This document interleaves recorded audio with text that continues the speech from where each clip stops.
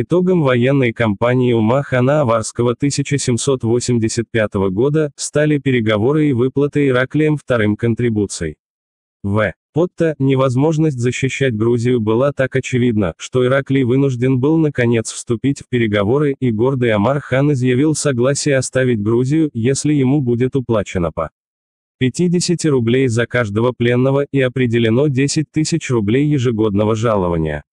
Пришлось согласиться на эти условия, и авары действительно очистили грузинские земли.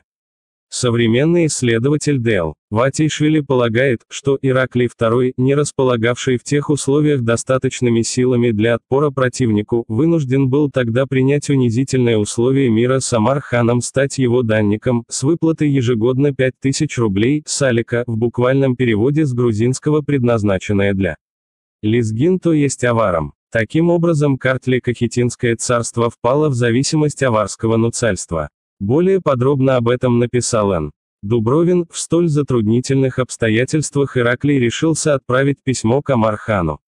Царь писал ему, что в течение 33 лет он сохранял дружбу и доброе согласие с отцом его, что он оказывал нередко благодеяния не только отцу, но и самому Амар-хану, и просил прекратить вторжение авар в Грузию и возвратить захваченных ими пленных.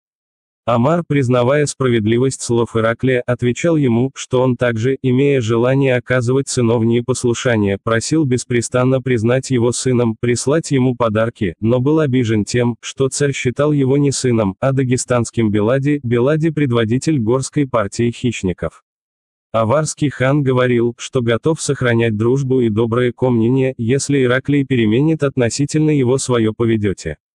«Мы живем в Дагестане», — писал он Ираклию, — «сила земли сей вам довольно известна, и мы вступили с войсками в Грузию сражаться, получать добычу, а не умножать нашу славу. Если угодно вам судить по справедливости, то должно признаться, что вы сами подали причины к случившимся в Грузии происшествиям.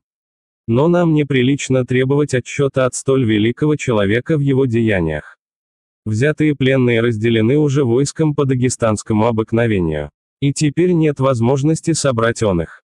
Впрочем, донесут вам словесно. Оба всем Мирза Мегмет и Алискант.